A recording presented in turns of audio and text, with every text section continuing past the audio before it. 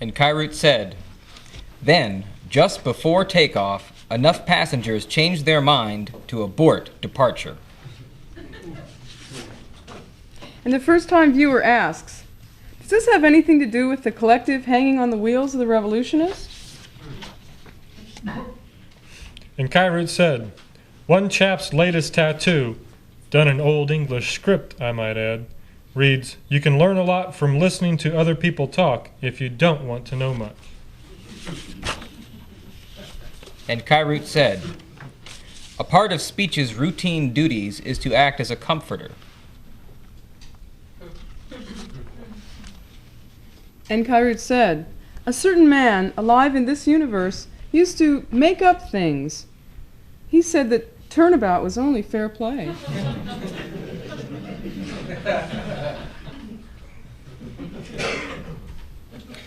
One of the city's longtime would-be thinkers now has this to say: "Personal hygiene is simply an excuse, a mere cover-up." And Kyrut said, "The king's latest gift from the court magician is a machine you put words into, and they come back out in the order you always intended." Another conversational fragment extracted from city life while it wasn't looking. Some people get mad at the least little thing. Yeah, like themselves. Yeah.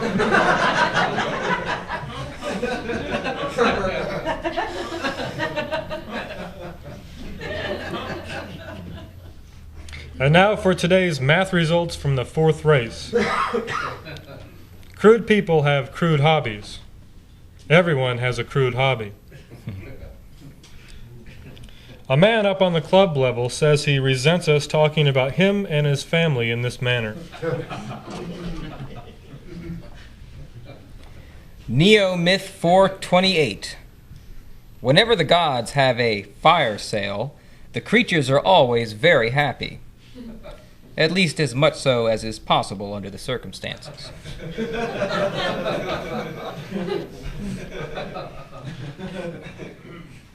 And one man declared, "Great minds do work together, and thank God I'm a Siamese twin." Previously unrecorded law of chemistry. Art means little to a man with a blown head gasket.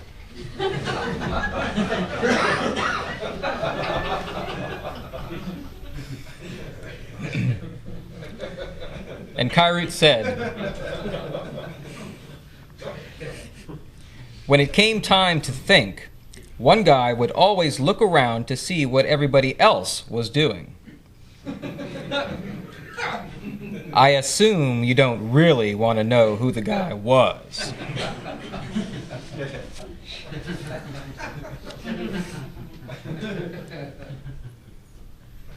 After dinner, as the family was sitting around, the old man addressed the kid.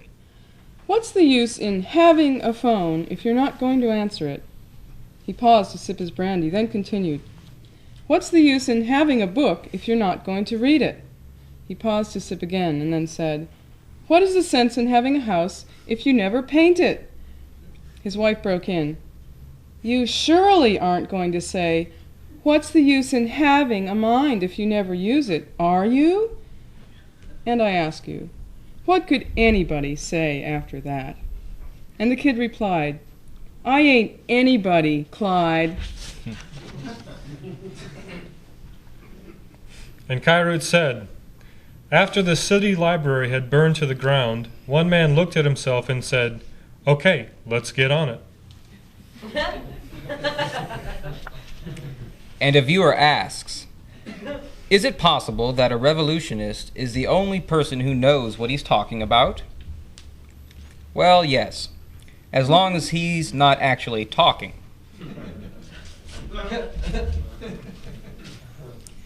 At the beginning of the week, the court philosopher had short, terse thoughts, which grew longer and more complex as the days progressed.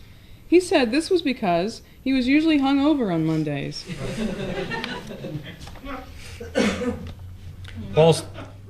While sitting amongst some ducks down by the pond, A man reflected on it all. A great effort to get out of here becomes somewhat questionable if there is no here. And now this message from Kairoot Inc. Maximum Urban Update.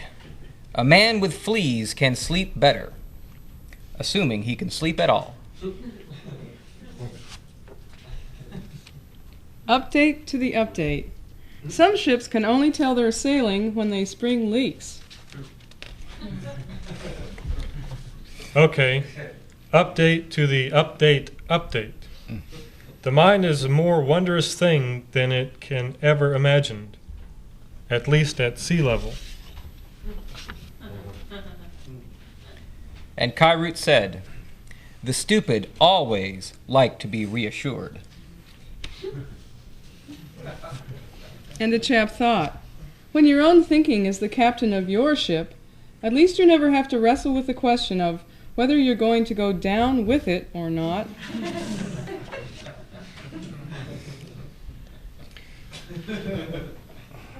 The speaker in the park declared, driving yourself crazy is not possible. You need help.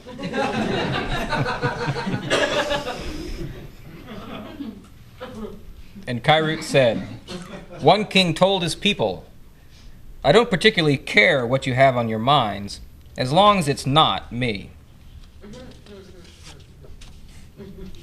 Foot and toe note. Some of the world's great memories come from forgetting.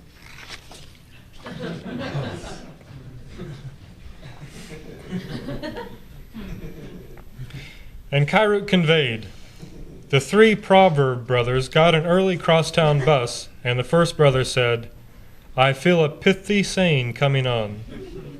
And the second one said, I told you to go to the bathroom before we left home. And the third one added, do either of you have the exact change? And as always, the writers all took note of this conversation to ponder later. During an afternoon break, the driver said there was probably a parable in all of this, but that he wasn't paid to figure out what it might be. And Kairoot said, according to legend, in one land, the gods gave men lips just as sort of a joke.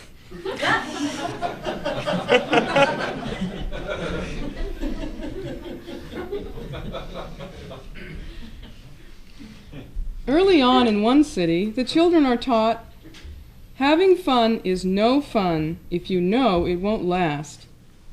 End of conversation. One guy's theory, some people who think funny walk funny. Then Kairoot addressed them all, who were disguised as you. All of the secondary world is a prelude. And they all cried back, but by its very nature it cannot be. And as is so often the case, they were all either wrong, confused, reversed in their thinking, or else just as right as reindeer, which would certainly help speed up the present rate of growth around here. And Kairoot noted, the difference between the heavenly skies and the human mind is that one is out there and the other is in here. Maybe. And a viewer complains, I didn't go to all the expense of cable service just to be told maybe.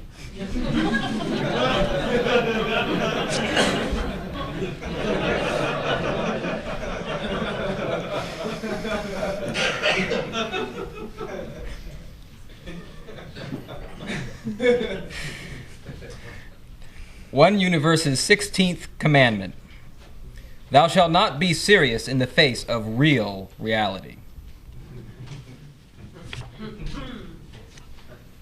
And Kairoot said, bearing the title, A Full Explanation of Everything, the author submitted a manuscript to the city publisher which consisted of these 20 words. The human mind can never come with an owner's manual, since it is only mortal mentation that could write one. Being as how he had his license lifted in his home state, old Dr. Kairoot slid into your neck of the woodso and offered this drive-by diagnosis pertinent to rational ills in a sequential setting.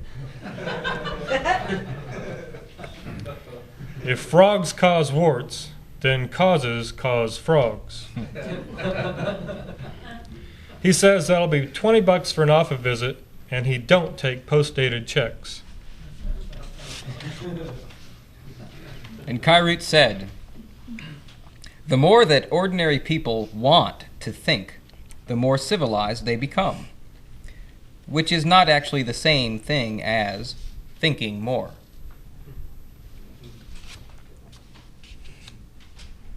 Then from the Finite Consumer's Handbook, Kyrut read, "It's hard to be defrauded in a closet. Not impossible, just hard. Well, not hard, just impossible.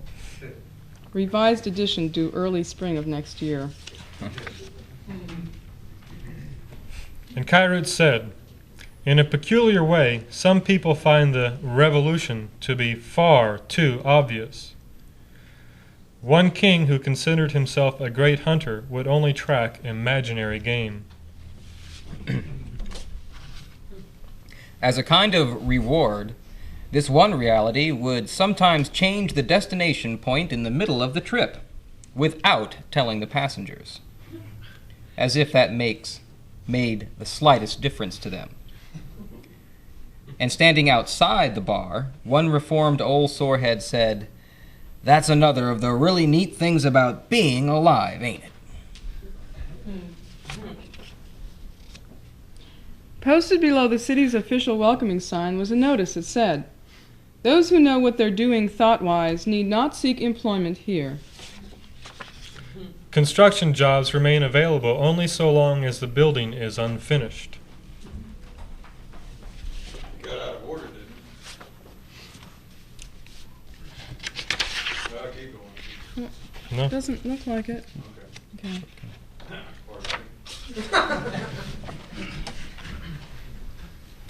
Standing tall, proud, clean, educated, and sophisticated, one man declared, "Our leaders do not have to be right.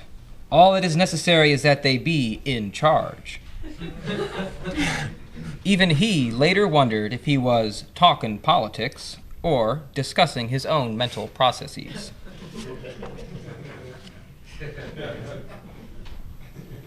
"Well, at least," muttered one old sorehead waiting in the clinic hallway, "at least one thing real physical problems do is remind you of the bullshit nature of secondary ones.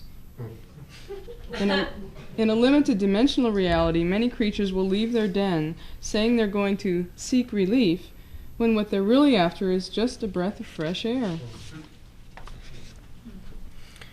And now for some even fresher results from the fifth race. The human mind is the only creature that can't defend itself. It doesn't have to. So there. And while some of the other children were getting their brains and oil checked, Kyrut gave the rest of you this instant new math lesson. Complete pretense equals full participation in secondary affairs. Many people proved a quart low. But you'd guessed that already.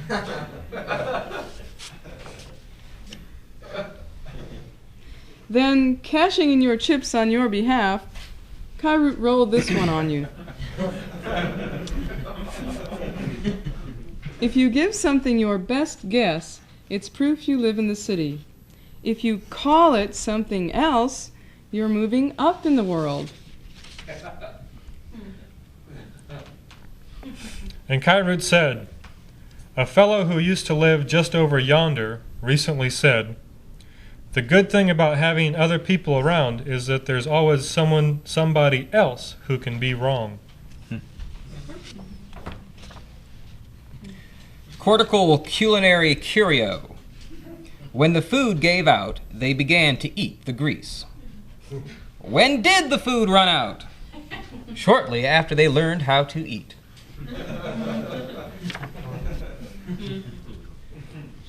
And the viewer responds, Some of what you say would disturb me if, thank God, I didn't feel so bad already.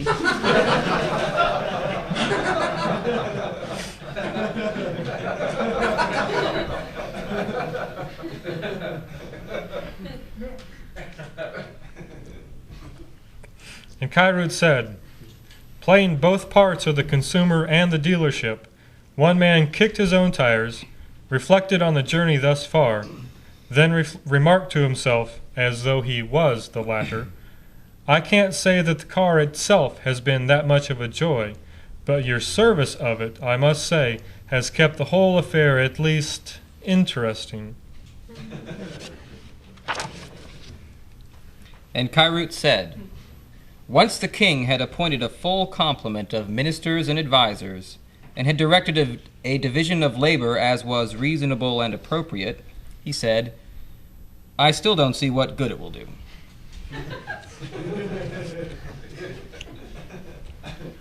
And the man once thought, hey, buildings can't talk. Continuing quiz show conversation between two well-known personages. The first one asks, is it possible to be dumb and not know it? And the second one replies, I don't know.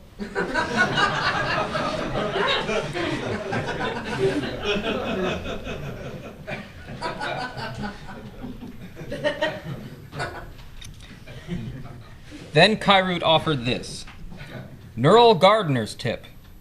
Life grows in two specific regions, out there and in here. And Kyrut said, in the city, some in the city have always believed that making a train run backwards is the ultimate proof that it does run. And I encourage you, think about it, as long as you're already here on this 3D world and all. And a viewer-listener says, what I like best about your form of the revolution thing is nothing.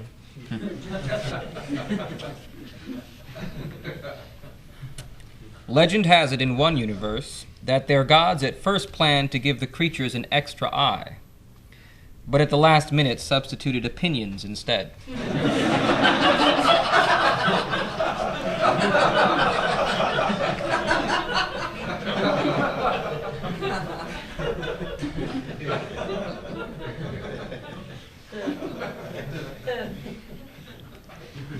Then Kyrut pretended to get a notice in the mail that directed you should receive the following survey.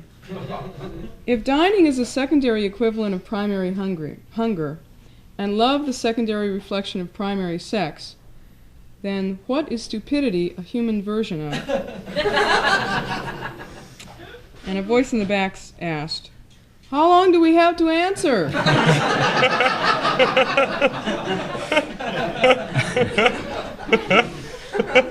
And a voice up front replied, I don't know. How long do we plan to live?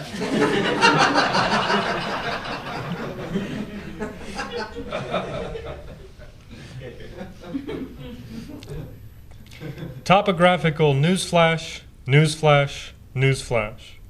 A man who would cheat and swindle you lives in a closet with you. End of flash, end of flash. One lad thought, the worst thing about last year's ideas is that no one notices.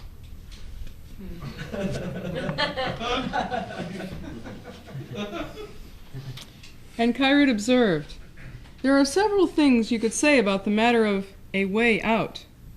You could say that if you know a way out, you've already as good as used it. Or, if you know a way out, you should use it. Or, if you think you know a way out, it'll prove to be illusionary. Or, only a revolutionist really knows a way out, and it renders all of the above moot and pointless.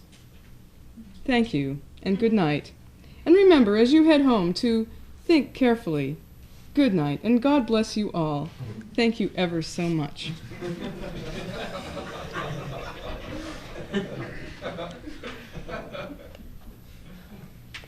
And Kyrut said, over in another ballroom, For their final number of the evening, the band played a song entitled, "If You Dismantle the Secondary World, Then Just Look What You've Got."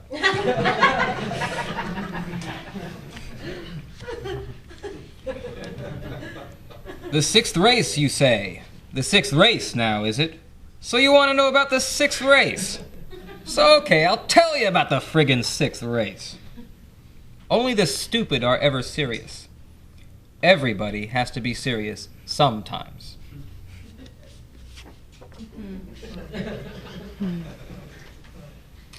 And Kairoot noted, part of the collective's proof of sanity is in the ability to depend on external authority, even if it doesn't exist.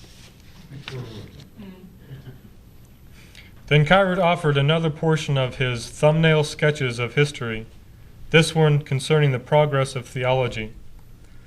Once a man becomes civilized, only a God who talks will do. And Kairoot said, out of sheer frustration and superior insight, one would-be king invented his own kingdom and subjects.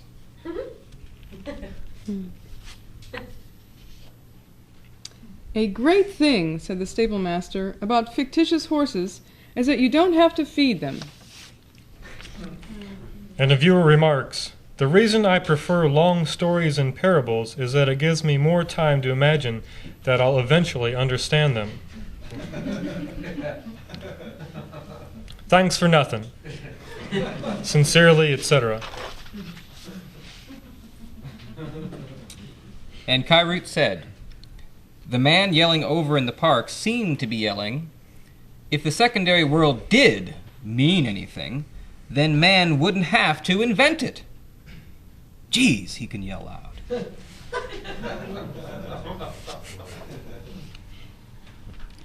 And a rebel sitting in the woods, gazing not unfriendly back towards the city, thought, if there was a local paradise or utopia possible, what could it be that would be better than just the old dance floor refinished?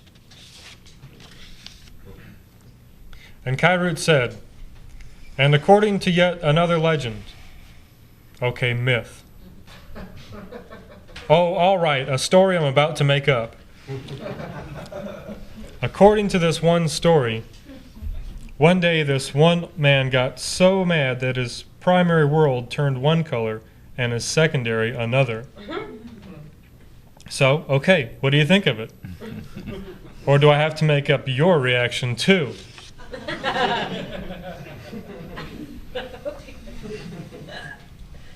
And Prof. K observed, according to that segment of the collective's thinking known as historians, the past is far too potent to be left in the hands of the dead.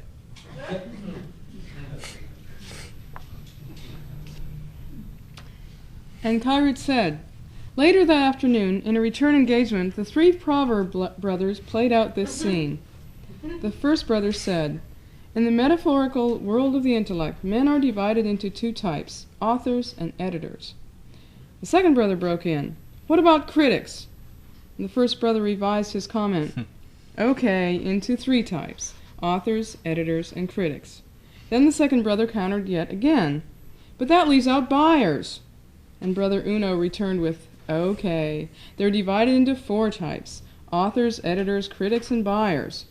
But the Deuce sibling was having none of it, and immediately replied, but this includes no notice of the all-important garbage men who must ultimately dispose of the work of the first four types. Then the third brother finally entered the fray to ask, don't you get any lines in this? Which may or may not prove anything regarding the sometimes unexpected nature of parables, telegrams, and routine test results.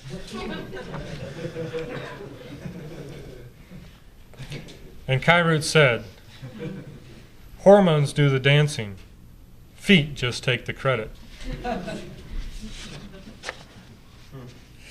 And Kairoot said, the cures for serious problems must of course be serious, which is what caused them in the first place.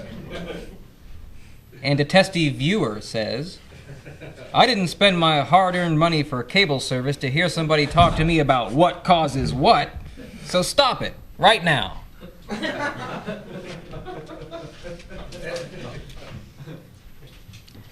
And from his illustrious alleyway, the Whisper Man delivers us today's message. Psst! Popular culture is popular only with those who have none.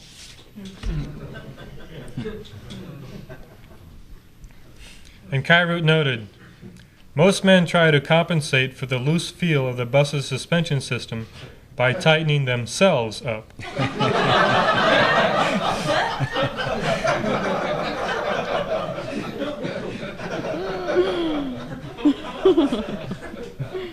Hey, query, does it work? Hey, answer, are you nuts? Hey, hey, hey. Hey, Herbert, hand me that wrench.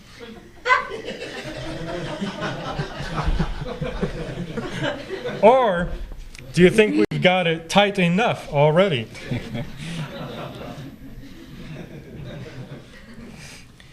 One old city sorehead defines a humanitarian as somebody who's so tired of taking shit off life that they decide to take on everybody else's.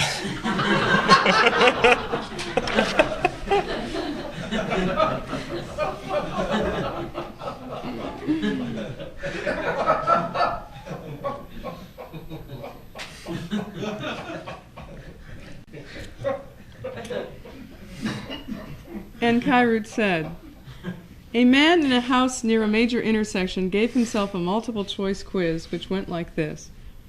A man's best friend is A, his mama, B, a lifeboat, or C, everybody else's mama wielding marine insurance.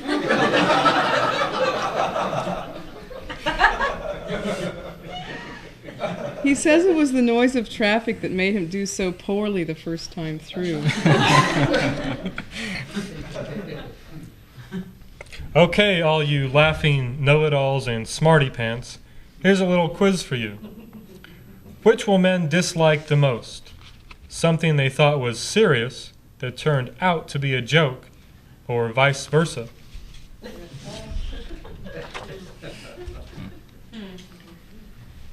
And Kyrut said, in the ballroom, just behind the one you now see, the communication between the orchestra and the dancers is through stardust.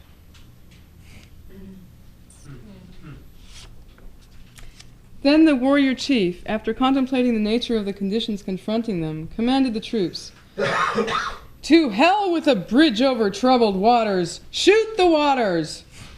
A shortcut for a rebel is the only cut. Yeah.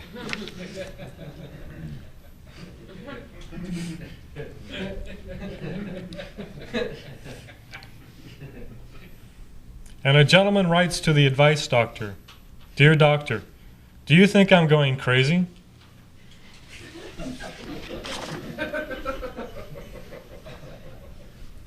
And Kyrut said, darn near knocking down the man already speaking, a chap took over the park's public soapbox and demanded of the crowd, okay, if explanations can really explain anything, then explain this, cried he, holding high a ripe eggplant.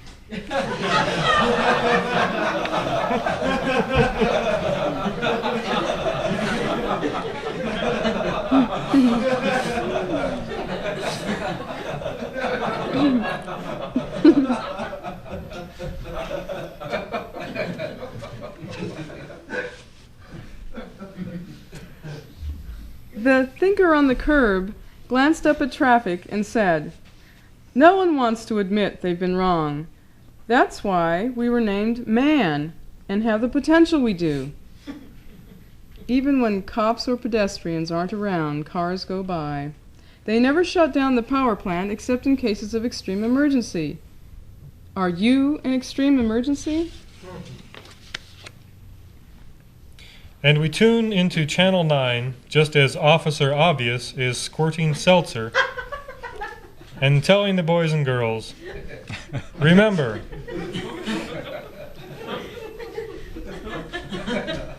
You cute little neural rugrats, you. Remember, serious people say serious things. Now, who wants some prizes and a pie to throw at Warren Harding?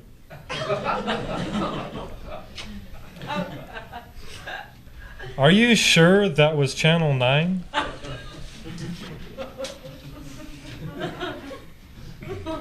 One most excellent city constantly reminded its creatures, I mean citizens, that the past is always here to help you. Then suddenly, an all-encompassing myth fog suddenly encompassed us all. And the following may have taken place. A mighty, mighty voice cried out, "It's an either-or proposition. You either think more than you have to, or you're grounded, young man, and you can just sit in your room all weekend."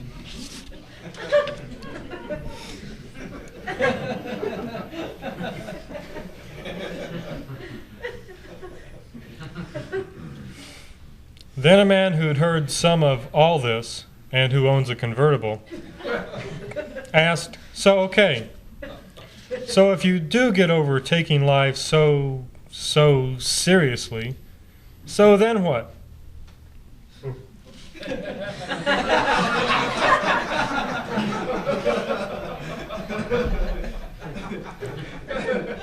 You ever notice, just like with a hat, some men can wear a convertible and some can't.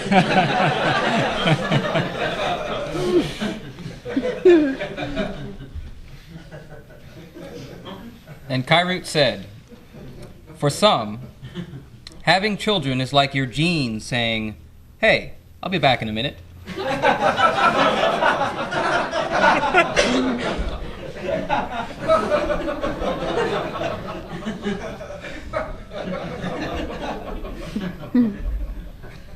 And